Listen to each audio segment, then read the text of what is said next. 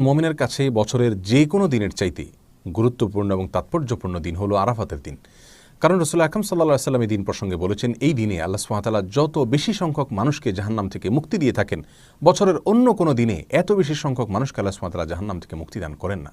আরাফাতের দিনে যারা হজ করছেন না, তাদের জন্য সবচেয়ে গুরুত্বপূর্ণ আমল হলো ওই দিনে নফল সিয়াম পালন করা। রাসূল আকরাম সাল্লাল্লাহু আলাইহি ওয়াসাল্লাম ইরশাদ করেছেন, সিয়ামু ইয়াউমি আরাফা আহতাসিবু আলাল্লাহি আন ইউকাফিরাস সানাতা আল্লাতী ক্বাবলাহু ওয়াল্লাতী বা'দাহু।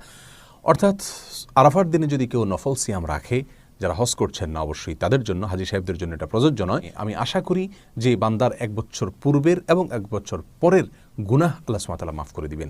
আর দ্বিতীয় আমল হলো লা ইলাহা ইল্লাল্লাহু ওয়াহদাহু লা শারীকা লাহু লাহুল মুলকু ওয়া লাহুল হামদ ওয়া হুয়া আলা কুল্লি শাইইন কাদির। অর্থাৎ আমি যত বাক্য আমার মুখ দ্বারা উচ্চারণ করেছি, যত জিকির করেছি আমি এবং আমার পূর্বে যত নবীগণ যত জিকির করেছেন, তার ভিতরে সবচেয়ে উত্তম জিকির হলো